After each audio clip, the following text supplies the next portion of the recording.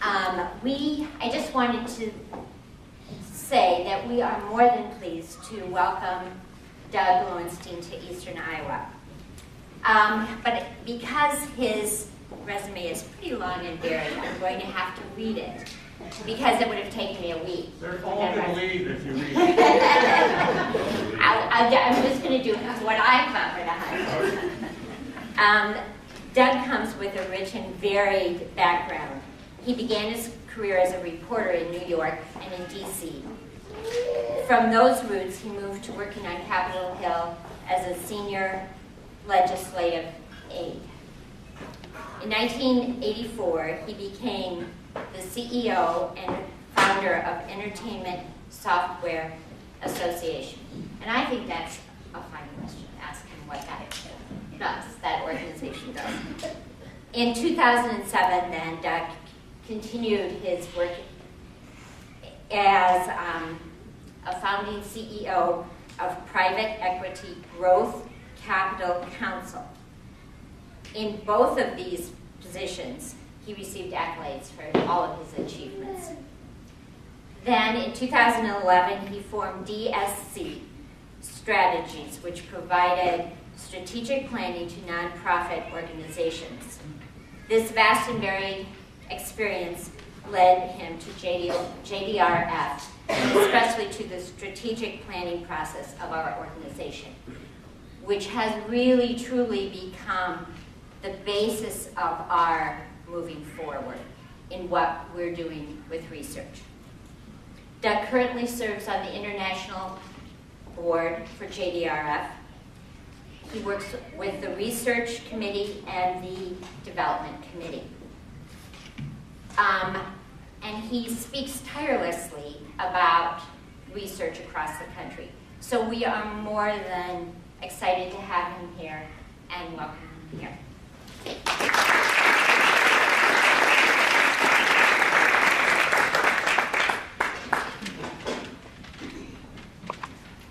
Let me get wired up here.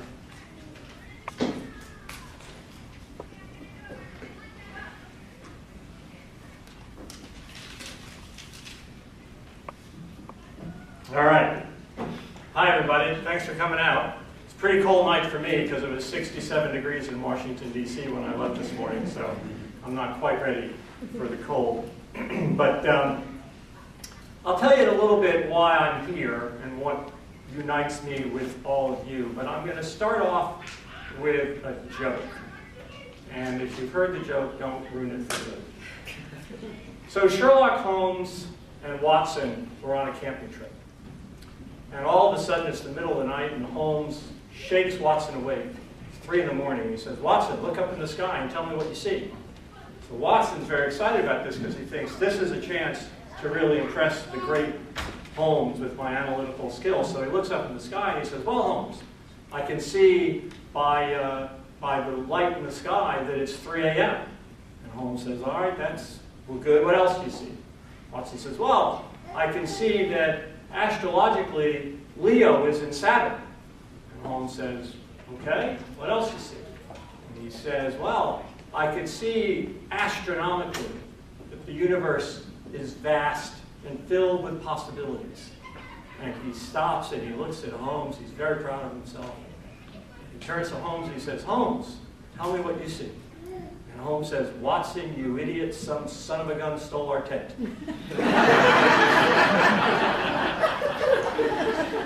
So, you're going to wonder what that has to do with type 1 diabetes and JDRF, and hopefully if I do this speech tonight right, I'll actually connect the dots here.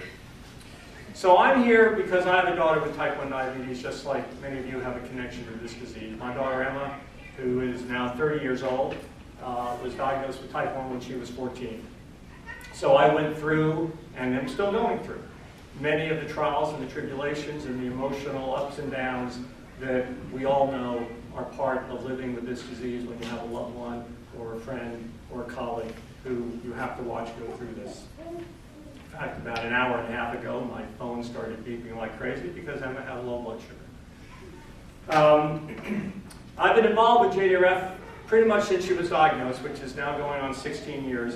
And I've had a lot of highs and lows in that time with JDRF. My wife and I sort of dove in right away when Emma was diagnosed, because you know, you're looking for something to get you connected, something to give you hope, something to kind of pour your energies into doing something for your child. And we were all excited and we dove in, and when Emma was diagnosed, I'm going to take a little survey here now, actually. How many people, when your loved one was diagnosed, were told that there would be a cure within 5 years? Well, that's actually a small number of people, so that's actually encouraging. But that's what we were told. And a lot of people heard that back 15 years ago, and it was something that people at JDRF really believed was the case. And there are actually reasons why they believe that, which we can talk a little bit about later if you want to get into it. So it wasn't as if they were kind of selling people a bill of goods to try to kind of coax you into supporting the organization. There was real scientific reasons to think that a cure was on the horizon. So we thought, well, all right, 5 years, we can handle that. You know, I mean, of course, easy for me to say I was the one having to give myself shots and live with it and deal with it day to day. But, you know, 5 years comes and goes, and there's no cure, and quite honestly, there's no cure in sight. And back then, and so we began to wonder whether JDRF was a home for us. Is this an organization that's really going to deliver the kinds of results that we so desperately want with the donations that we're making, with our walk team and with our support of galas? And so we actually drifted away from JDRF. We actually kind of lost a little faith and a little hope. But that started to change about 5 or 6 years ago. We kind of began to re-engage with the organization, and there's a very specific reason that happened. And I'll tell you why it happened in a second, but I do want you to know that after kind of being off in the wilderness for 5 or 6 years with JDRF, we're back. And I'm standing here, and I do speak all over the country. I think I've spoken so far this year in about 23 cities. And I do it, I go anywhere, anytime to talk about the work of JDRF, because I have more hope and I'm more confident than I've ever been in my life that we are going to conquer this disease and that we're going to get breakthroughs that are going to change the lives of everybody in this room who's touched by this disease. So I'm here to deliver a message of hope, and I've never been more excited. And I'll tell you why. Because JDRF has changed as an organization. And I won't go into all the sort of messy details of how organizations change, but I'll give you 2 or 3 highlights of why I think this is so important. The first thing is we've turned into an organization that's proactive and that leads. We used to be reactive. We used to get hundreds and hundreds of proposals from scientists, say we want to fund this research, we want to do this research, and you try to pick the ones that you thought might be helpful. Well, that's not a bad way to fund research, and we actually funded some very important and transformative research doing that. But it's haphazard, it's not coordinated, it's not strategic, because you're reacting. That's all changed. We've thrown that model out. And now JDRF is the proactive leader of the global type 1 diabetes community.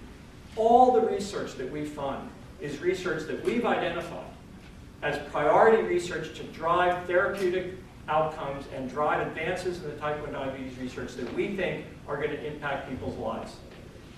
That's fundamentally different. And over the last 15 years, JDRF has invested $1.6 billion in funding type 1 diabetes research. It's far more than any entity in the world other than the National Institute of Health. And if you want to kind of look at, and by the way, that's just the money we spent.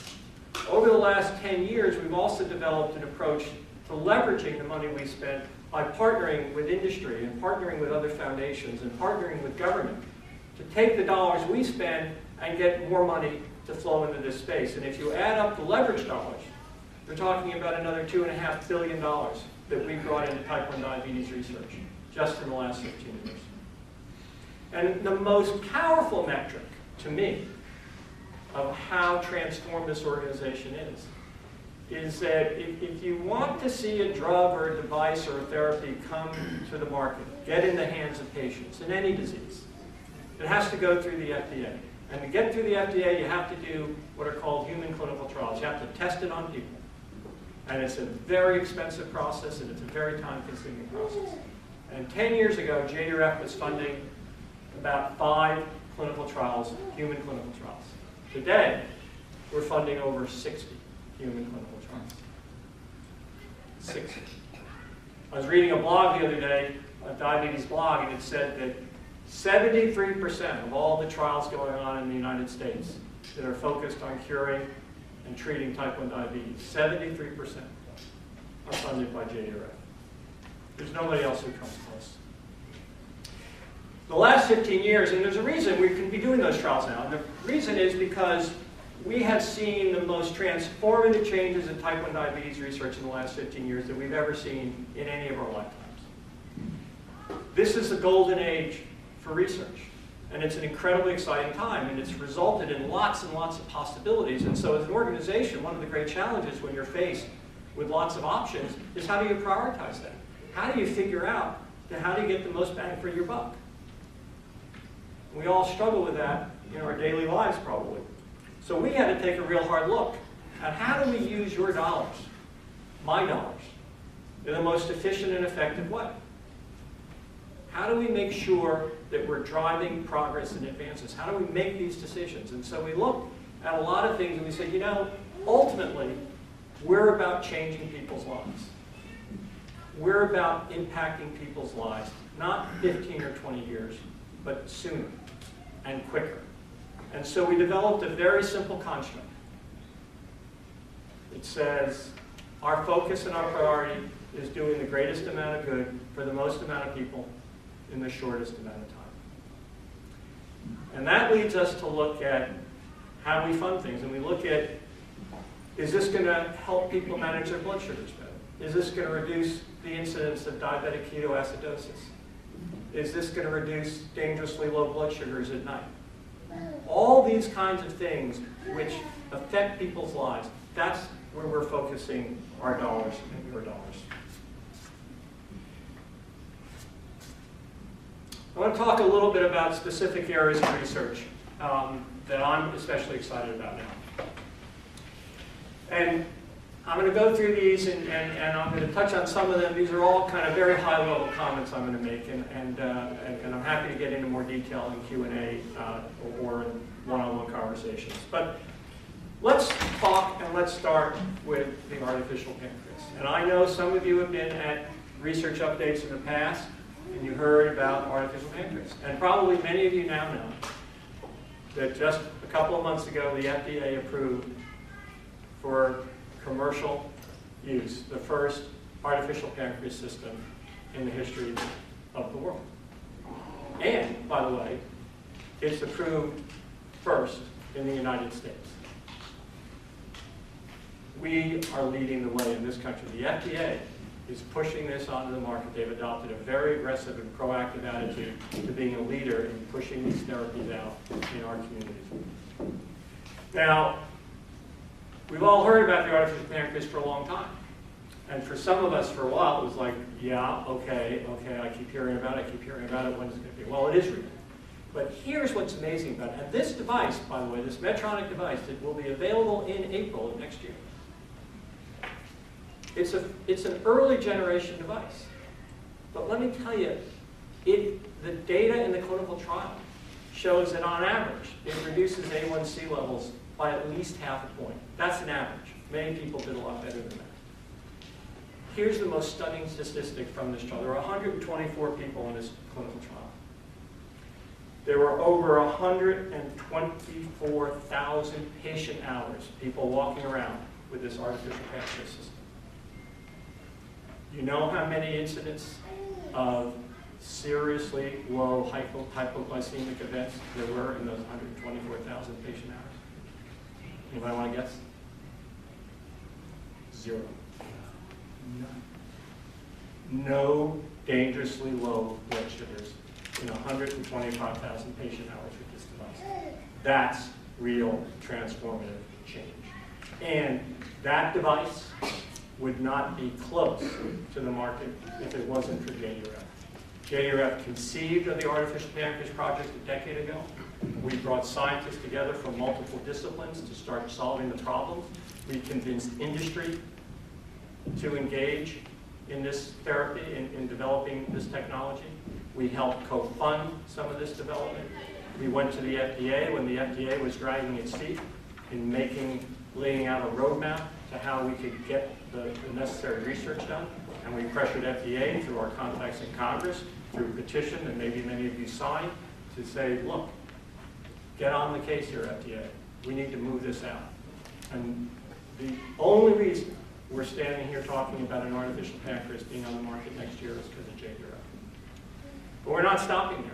Right now, in addition to this device that's already been approved, there are about 18 other artificial pancreas systems in development. Some of them we're funding, some of them are being done independently. It's taking off. It's going to be a market. My wife was just at the University of Virginia today where they're doing artificial pancreas trials, and she saw some technology that would make the Medtronic device look obsolete. And that stuff is already in trials. So this field is exploding, and it's here, and it's happening because of JDRF. That's the artificial pancreas system. Again, I'm going through this at a fairly high level, but as I said, I'm happy to get into more detail. Next thing I want to talk about is beta cell replacement, or beta cell encapsulation. This topic is one that I find absolutely fascinating. You know, when I talk to my daughter Emma about this disease, she says, look, Dad, I'm really glad that you're doing all you're doing, but you know, I got my own life, I'm working on my own life, keep me posted. And you know, all this technology is great, but let me know when you got something that's going to allow me to go about my life without really thinking and worrying about this disease. And beta cell encapsulation device is exactly that. An encapsulated beta cell device is a device which is loaded with cells. It might be what we call precursor cells. They might be cells that are not mature beta cells. They might be beta cells. But one way or the other, the device is loaded with cells that produce insulin. It's placed in a capsule, a protective barrier. And the barrier is protective because it will let the beta cells produce insulin and let them flow through the capsule into the bloodstream. But it doesn't let the immune attacking cells enter the capsule. So the beta cells that are producing insulin, which are destroyed in the autoimmune attack that we know causes type 1 diabetes, they're protected. They can do their job living inside this capsule, release insulin into the bloodstream, and the T cells, the attacking cells that are trying to destroy them, can't penetrate that packet. That device is now in human clinical trials. And we're funding multiple versions of this device because we don't know which one is going to be the best and most effective. But right now, there are people walking around with encapsulated beta cells. And the early data is really encouraging. And we have 4 clinical trials going on right now with different kinds of encapsulated beta cell devices. And if you talk to Emma, and you said, so Emma, suppose I could get you to go to a doctor, get an outpatient procedure, have a device implanted in you, and for 18 months to 2 years, you could walk around and you never have to think about type 1 diabetes. You never have to test your blood sugar. You never have to give yourself a shot of insulin. You never have to count another carb. And 18 months later, you go back to the doctor, they take that device out and put another one in, and you go off without it. You know what she says? That's a cure. She says, I know I'd still have it. I know I still have diabetes. But if you're telling me, Dad, that I can walk around and never think about this disease and know that I'm not going to live 30 or 40 years from now dealing with the complications of this disease, sign me up for that. And that therapy, as I said, is not only in human trials right now, but it's there again because of the leadership of JDRF. This field of encapsulated beta cells was dormant 8 or 9 years ago. It was around in the 70s, by the way, but for any number of reasons, leading to scientific reasons plus cellular biology reasons, it wasn't viable. We picked it back up again, and once again, we brought scientists from all around the world together. Transplant specialists, beta cell biologists, all sorts of different disciplines that have to get together to figure this thing out. Biomaterials. We're funding the leading biomaterials expert in the world. Man's won White House awards for scientific achievement. He's up at MIT. Never did a stitch of work in type 1 diabetes. Until we came to him, we said, we got an interesting problem for you. We're trying to develop this device to keep these beta cells protected. We got to figure out what the right material is to encapsulate them. He said, I love that idea. I love that challenge. We're now funding him, and in his lab at MIT, he's working on helping to develop the optimal material for these encapsulated beta cell devices. So it's an incredibly exciting space, and again, an area that has been catalyzed and driven by JDRF's leadership, and we continue to lead in that area. Another area that we're all very excited about is what we call glucose responsive insulin, or smart insulin. We keep changing the name of it. We used to call it glucose responsive insulin, then we changed it back to smart insulin. Now we call it glucose responsive insulin. But forget what we call it. Let me tell you what it is in real simple terms. It's an on-off switch for insulin. It's a shot you would take every day, maybe twice a day. We don't know quite yet. And the insulin would circulate in your bloodstream, and it would turn on when you need it, and it would turn off when you didn't. I've got asthma. I've had asthma since I was 2 years old. I take a pill for asthma every single day of my life. I haven't had an asthma attack in about 40 years. That's what this smart insulin concept is like. Basically, you take a shot, and then, boom, you wake up the next morning and you take another shot. It sounds really simple. It's real complicated science. But the story around how this came about is a classic story and a classic example of how JDRF catalyzes progress in the world of type 1 diabetes research. Because this idea of smart insulin came up with actually a PhD candidate at MIT, whose cousin actually was diagnosed with type 1, and he was trying to figure out what he was going to do for his PhD thesis. And he thought, well, maybe I could come up with something using, he was a biochemist, and he said, well, maybe I could figure out something around insulin molecules. So he started playing around with this idea of insulin molecules and this concept of glucose responsive insulin. And he got some money from NIH, from something called the Special Diabetes Program. Now, some of you may know the Special Diabetes Program is a $150 million a year program that's funded by Congress, that's dedicated exclusively to type 1 diabetes research. That program has been around for about 16 years, and it was conceived by JDRF, and the only reason we continue to get $150 million a year in funding from the federal government for type 1 diabetes research is because of JDRF's advocacy work, and many of you have probably been really important in building support for that. It's a remarkable program. I'll talk about it in a little bit, and it's particularly relevant as we talk about how all the political changes that we're seeing in our country, and yet this particular program is probably one of the most bipartisan programs you'll ever see in the United States Congress. But he got money from the Special Diabetes Program, which exists because of JDRF. That was his early round of money. Then he needs more money, because these biotech companies, very expensive, very difficult to fund. So we came along, we gave him more money. Kept him going on the development cycle. Then he got a little more money from the SDP. And then a few years after that, Merck, huge pharmaceutical giant, swooped in and bought his company for $500 million. And you want to talk about a leveraging effect, think about that. We took a little bit of our money, a little bit of NIH money, we de-risked this incredibly complicated technology that this guy had been developing in his company.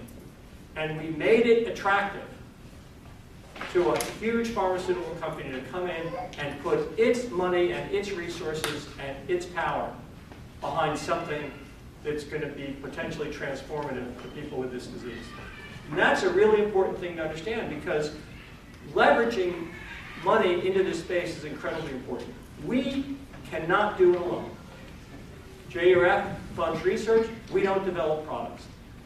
Our disease is still a very small disease. There are 1.5 billion people in this country with type 1 diabetes. That's all. You think about it, if you're a drug company and you're saying, where can I put my money? Where do I need to put my dollars to get a big return? You're going to put it in a disease with 1.5 million patients? You're going to put it in a disease like AIDS or cancer or heart disease. That's where the money is. How do we get the money in our space? We've attacked that problem. The way to get the money in our space is identifying the most promising science, de-risking it so that it's attractive enough for big companies to come in and say, okay, yeah, this is not risk-free, but the risk profile on this is much less than it would have been if we'd started at ground zero, and we're going to invest in the space. And now listen to what's happening in smart insulin or glucose-responsive insulin. So Merck bought this company. And lo and behold, what else has happened? Novo Nordisk, a big insulin maker. Guess what? They're working on a smart insulin product. Lilly, another big insulin company. Guess what they're doing? They're working on smart insulin. We just entered into a partnership with Sanofi, another insulin company. $5 million partnership to fund different models of smart insulin. So here again, we've driven money into this space that would never have existed to try the therapy that we think would be unbelievably transformative for people with this disease. A lot of other stuff we're doing in the glucose control space in terms of trying to repurpose drugs that have shown real promise in regulating and moderating glucose levels. There's a lot of type 2 drugs on the market now that are being used more and more in the type 1 space, and we're working and looking at developing new drug candidates that might have a real positive impact on glucose controls. Next area I want to talk about is prevention.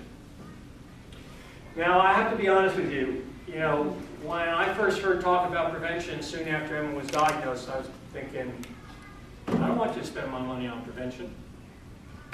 You know, my daughter's already got the disease. But about 3 years ago, I had my first grandchild. And now I have 2 grandchildren. And I actually think prevention's pretty important.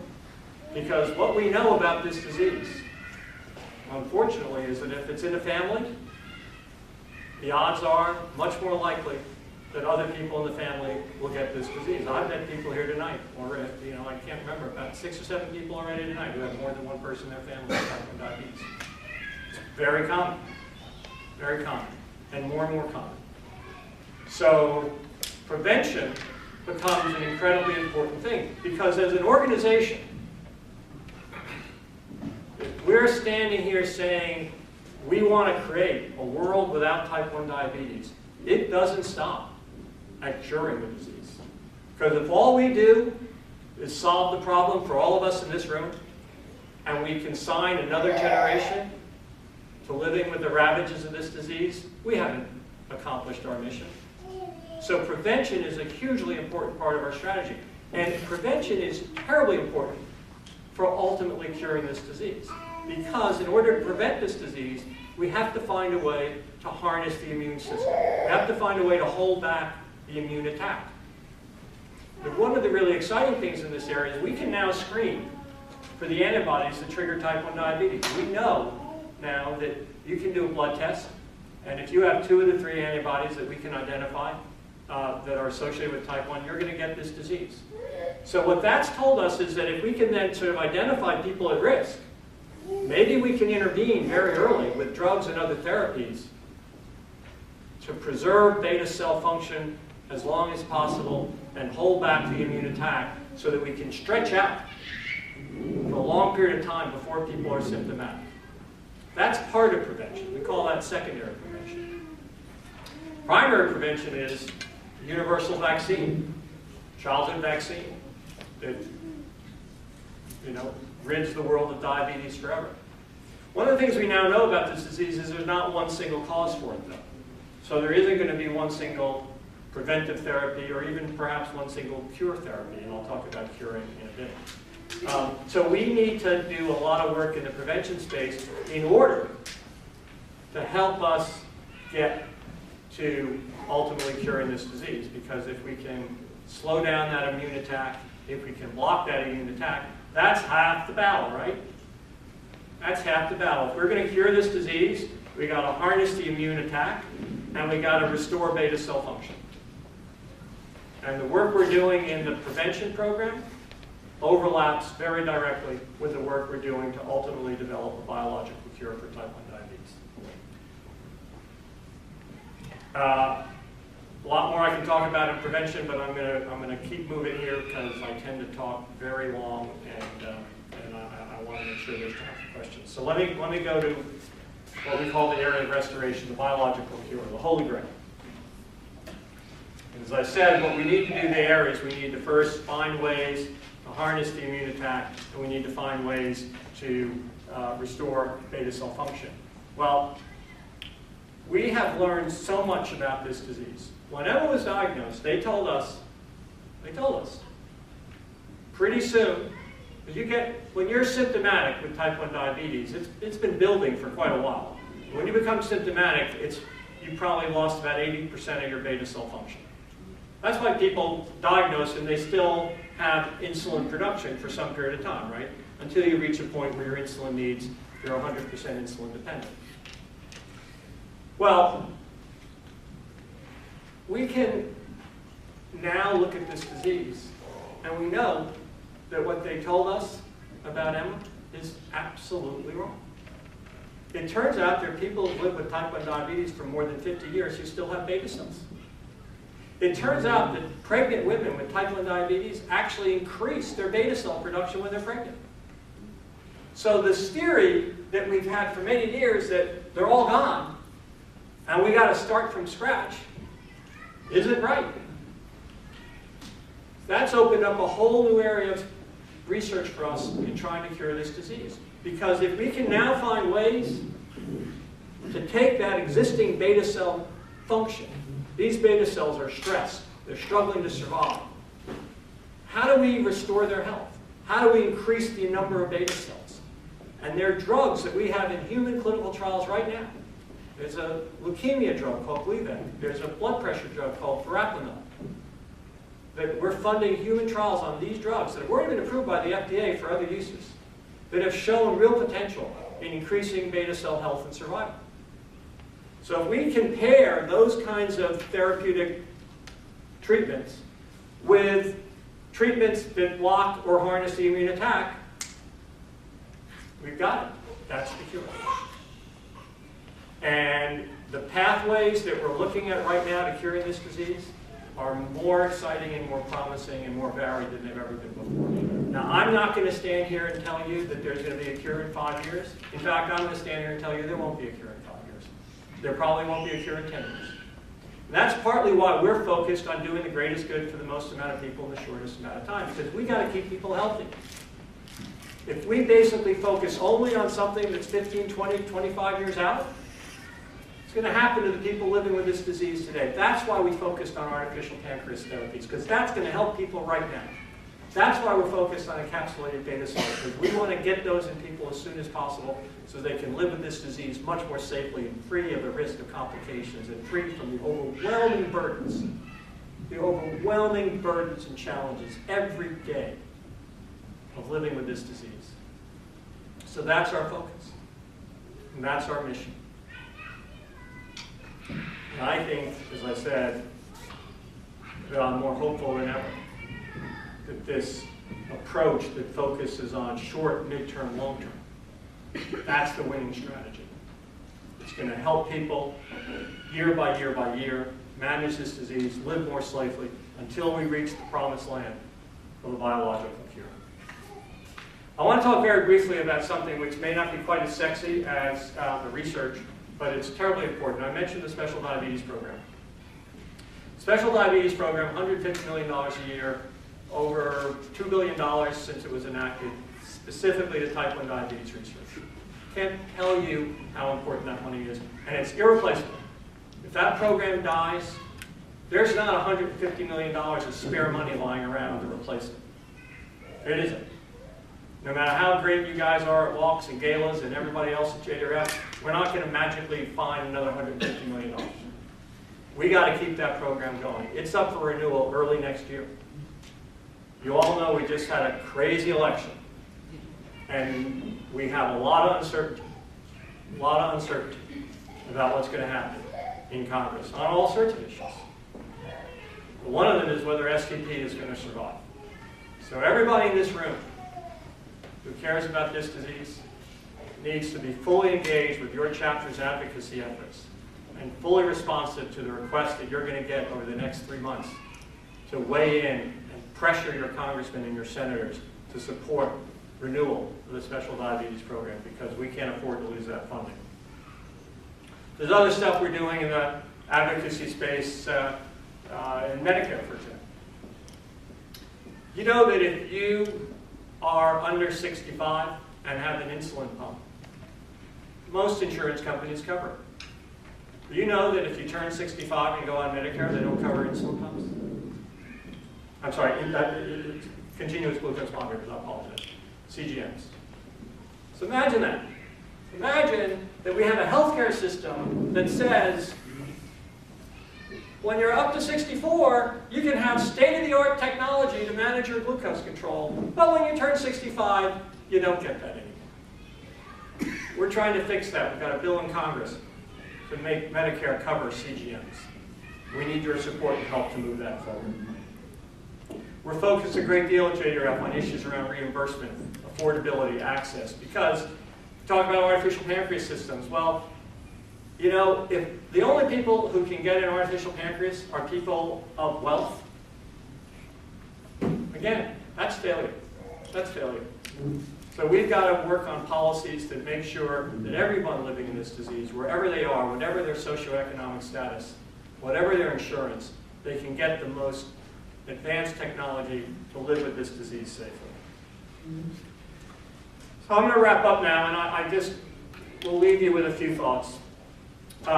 One, most importantly, the progress is real. It's happening across every area that we're focused on. The results are increasingly tangible, as you can see with an artificial pancreas system. As you can see with encapsulated beta cell devices in people, in human trials. The opportunities are really staring us in the face. A lot of challenges remain. Science is tough. You know, it takes a long time to get this stuff over the finish line. It took 10 years to move artificial pancreas from idea to the market. So this stuff doesn't happen overnight, and that's frustrating to all of us because we're all really impatient, and everybody on the JDRF board, and everybody on the JDRF board has a direct connection with type 1 diabetes. So we're just like everybody in this room, and we're as impatient as anybody. But, you know, it takes a while, and it takes sustained commitment, lots of resources. You guys got a walk coming up in May. We've got to keep pushing these walks. We've got to keep growing them. We've got to keep raising the revenue because we've got to keep funding this. And if we just grow every single walk around the country, just a little bit, and every single gala around the country, we can start closing the gap in terms of the money we need. Because right now, there's more science to fund than we have money to fund. And I could not have stood here 5 years ago and told you that. If you'd come to me 5 years ago and said, hey, Doug, I got $100 million I want to give to JDRF to put in beta cell encapsulation, you know, our scientists would have said, we can't spend $100 million on beta cell encapsulation. We don't really know how to spend it well. We'll waste a lot of money. You come up to me now and feel free to do so. and want to write a $100 million check for beta cell encapsulation? We got a lot of ways to use that money. So we've got a gap we have to fill to drive these therapies forward as aggressively and as quickly as we want. So that's where we are. What's this have to do with Watson?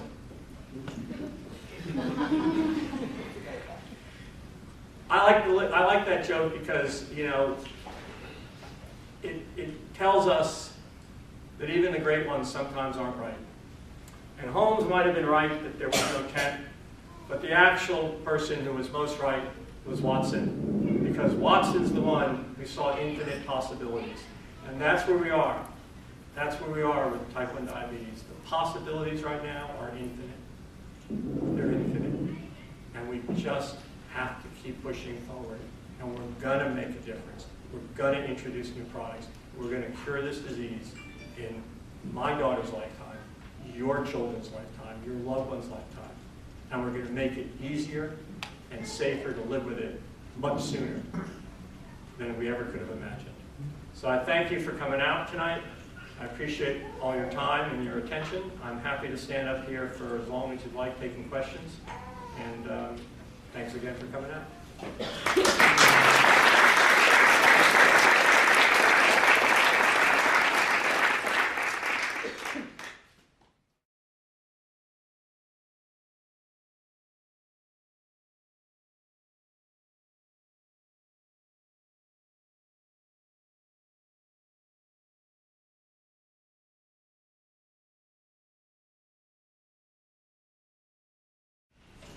Questions?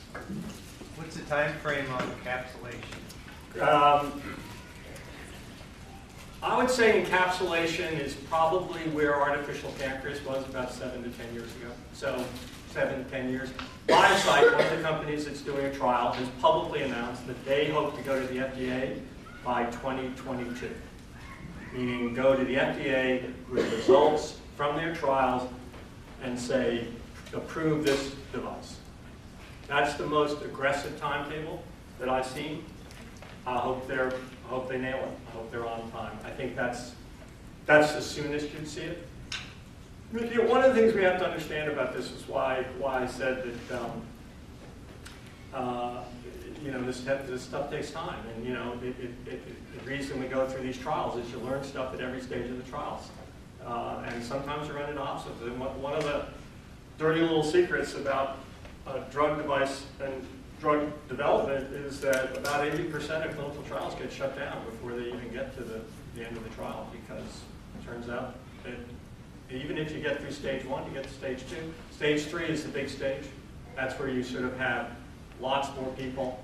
Stage 1 is where you're basically making sure the product is safe, and that you can put it in people and you're not going to kill them. Okay? And you got to move up, and then you got to test it in different patient populations and so forth. And so it takes time, and it's very expensive, and it's not a straight line to the finish line. So hopefully they're not going to run into any problems. Hopefully some of these other companies that are moving forward. There's a lot of different encapsulated beta cell technologies. So our view of this area is we got to have a lot of shots on goal. We can't put all our money in one place and hope that we nail it. And that's science. You've got to keep trying. And we're doing that with glucose-responsive insulin, as I said. Again, a lot of different people working in that space and so on. So. Obviously, I'm not a scientist. Neither am I. Are all beta cells universal, or are my beta cells different than yours? No. Beta cell is a beta cell when they work. So in those of us who don't have type 1 diabetes, in our pancreas we have our beta cells, and beta cells are insulin sensing producing cells, and they release insulin into the bloodstream. It's incredible. The beta cell, when you really begin to think about it, and I'll start waxing poetic about beta cells, they're amazing what they actually do when you stop to think about it.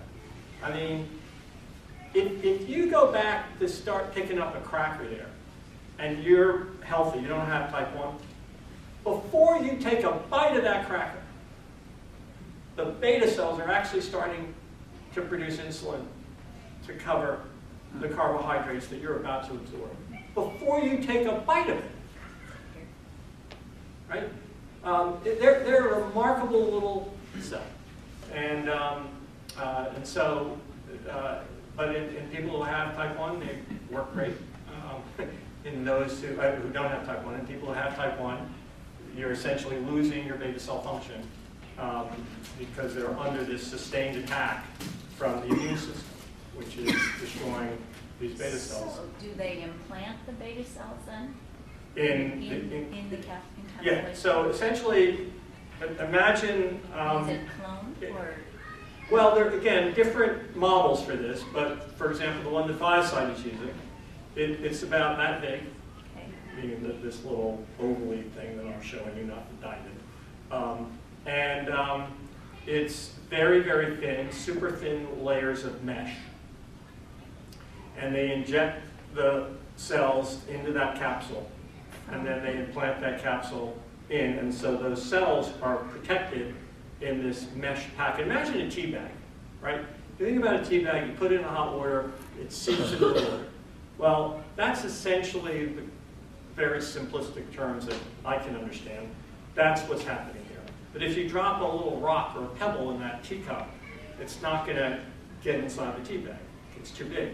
The really cool thing about this, again, I'm not a science guy either, but I just find this very cool. It turns out that the T cells, the cells that are attacking the beta cells, are bigger than the beta cells.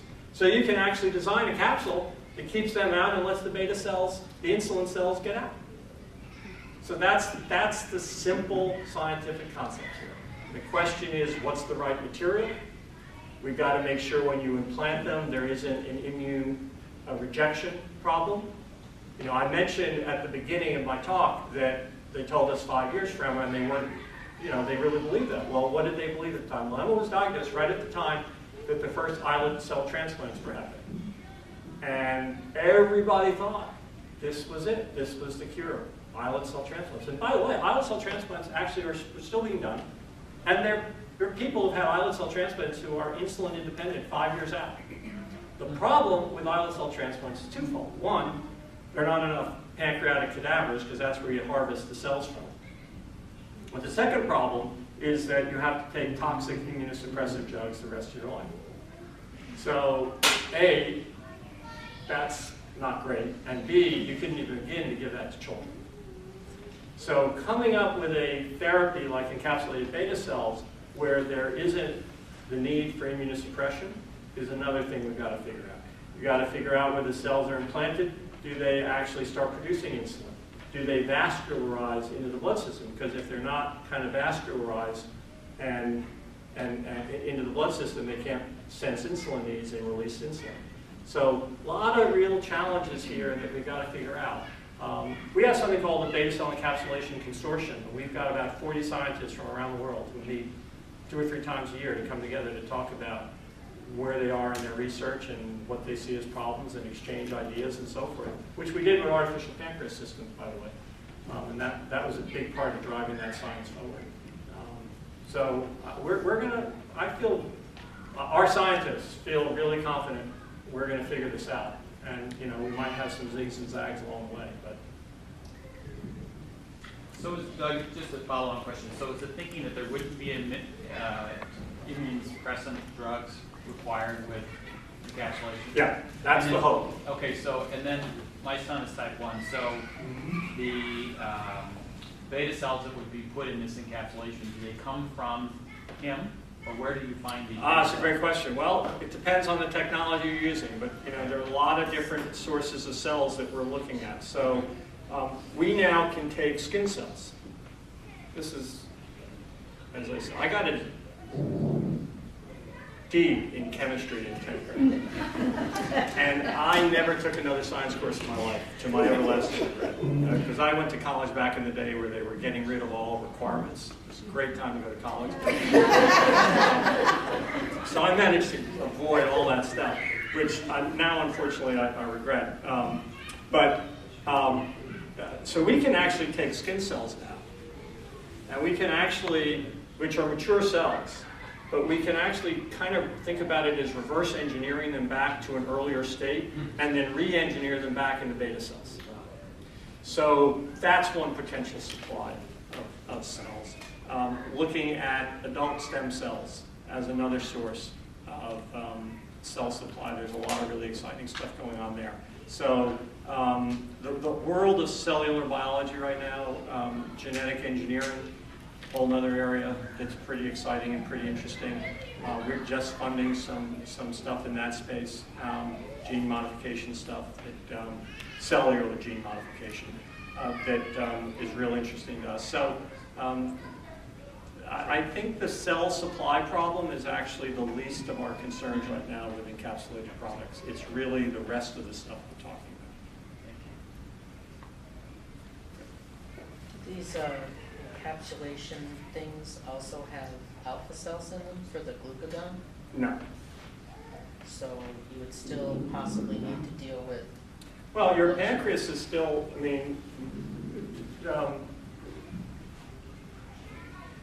the answer to the question is no.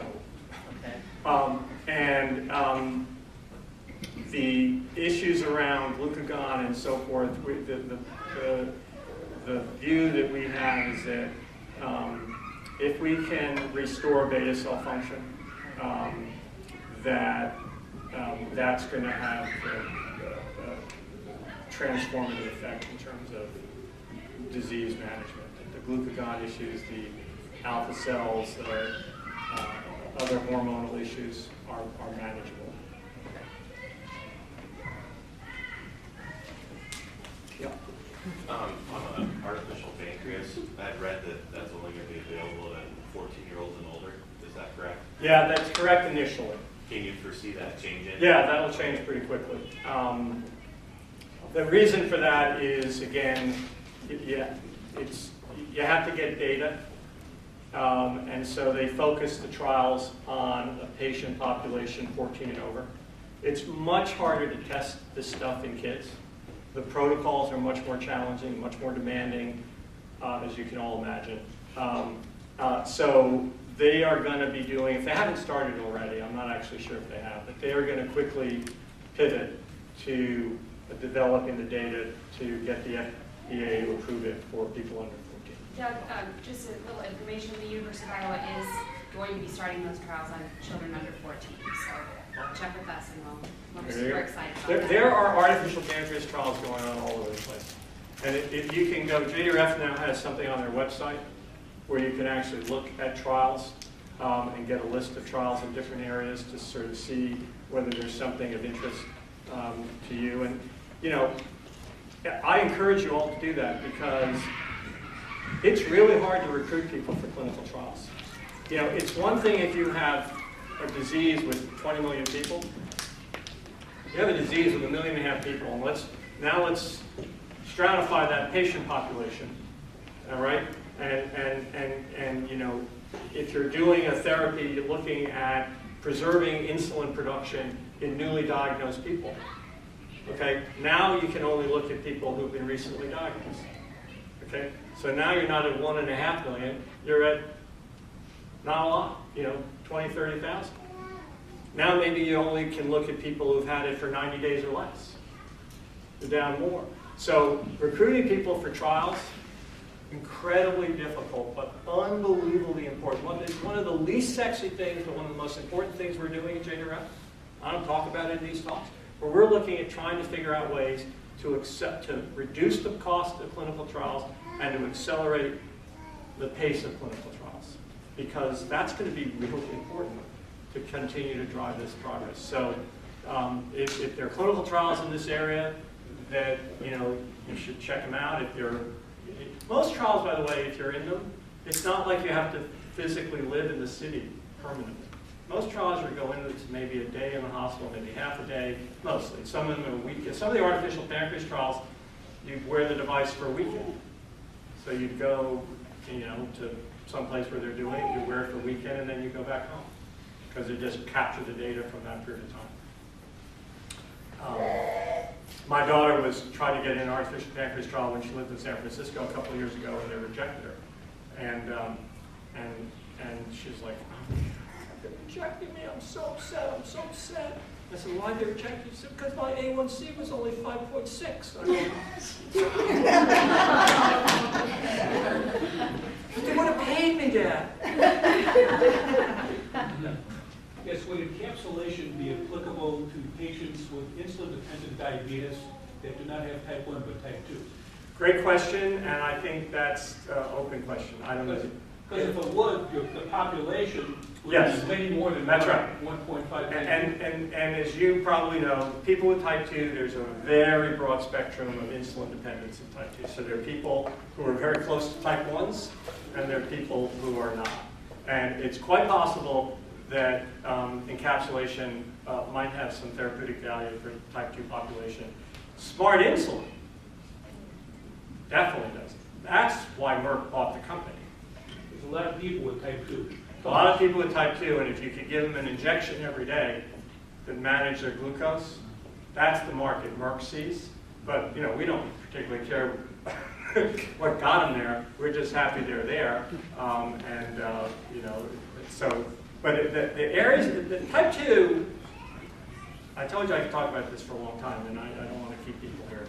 There's actually, we've said for a long time that type 1 and type 2 are really different. Well, more and more we're wondering whether there's more similarities between these two diseases than we've acknowledged. That the fundamental problem is the beta cell. And whether the beta cell is being stressed by obesity or lifestyle or whatever, we're still dealing with something that's not functioning. And if we can figure out more of this beta cell biology and figure out beta cell health and survival, it's almost certainly going to have applicability across the type 2 population.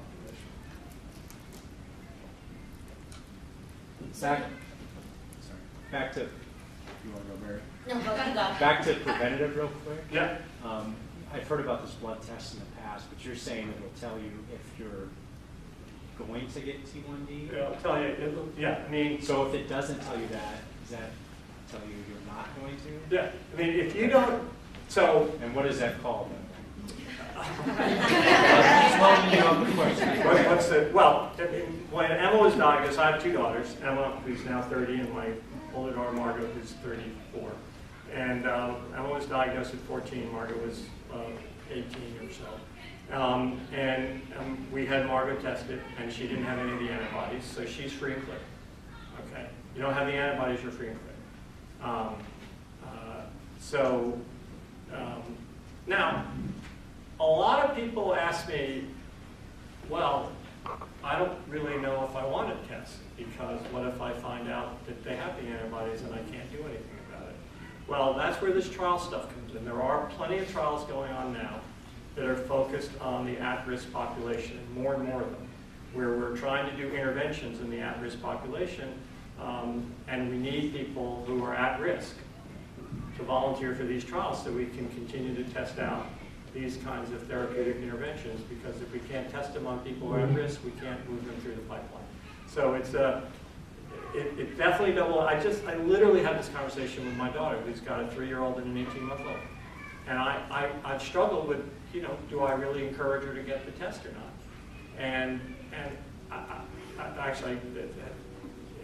ultimately, for now, I'm not raising it with her.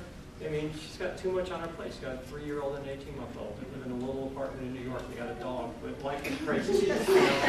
So adding this stress, it's too much.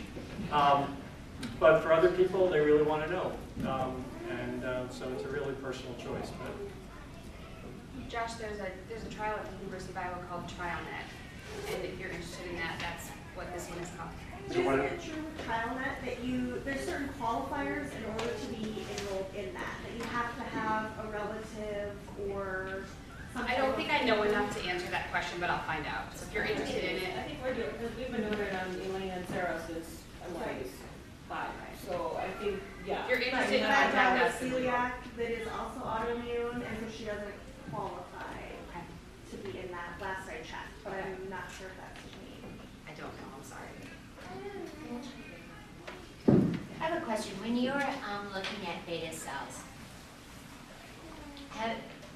can you use cells from, is it better to use your own cells, like you were talking about skin cells that you can turn around and make them a beta cell?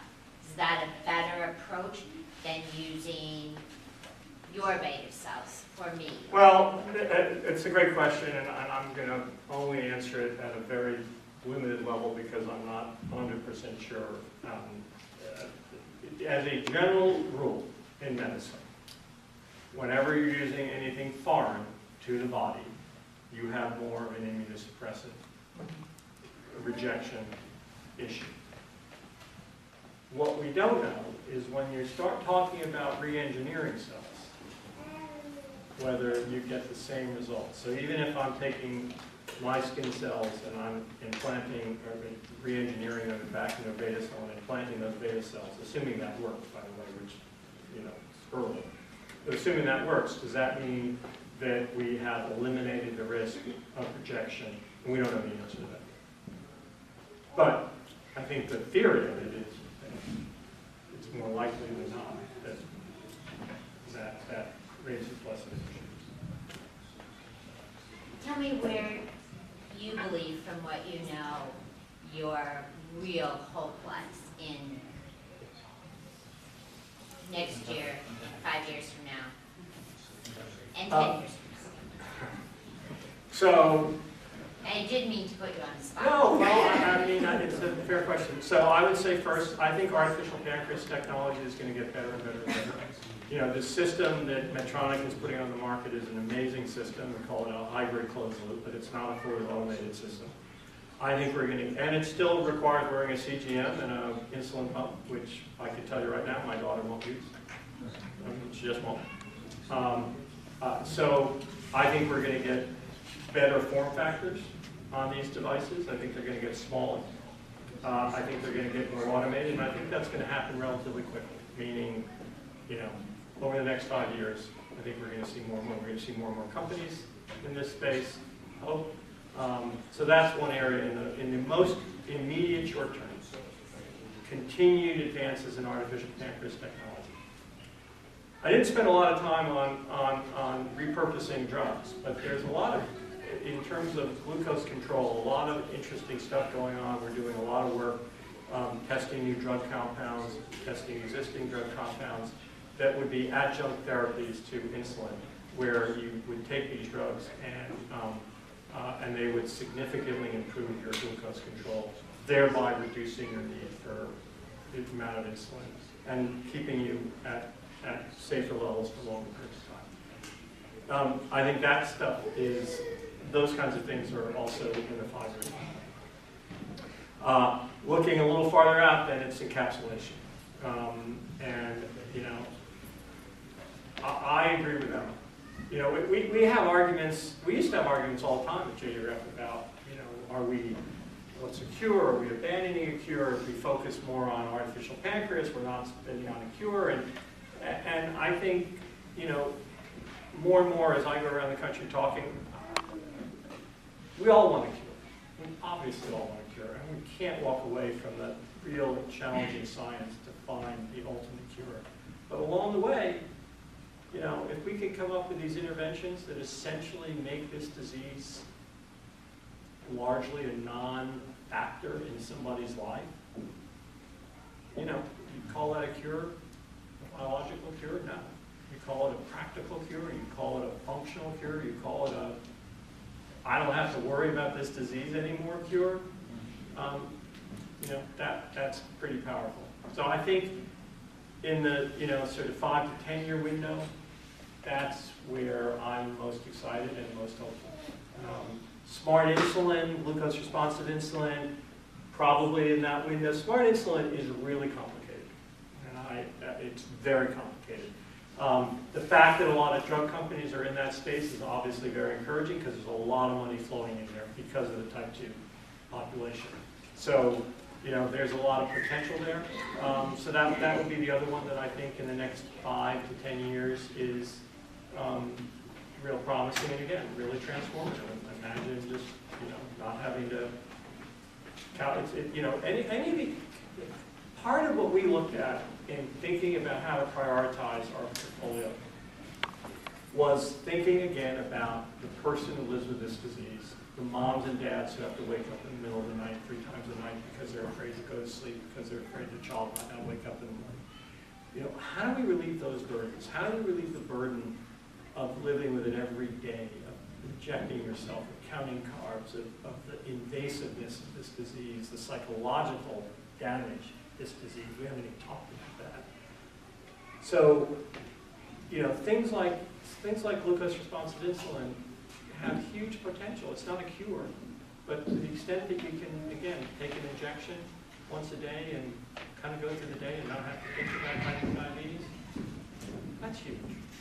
So those are the 3 things: artificial pancreas, encapsulation, and smart insulin, and then some adjunct therapies.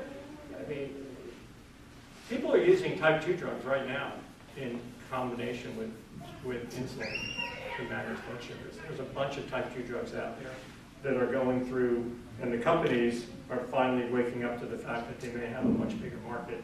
So they're actually now, there are more and more trials that the companies are doing. We're not funding those trials because it's the companies have already identified that market. So there's, you know, there's drugs like Invokana, drugs like Ieta.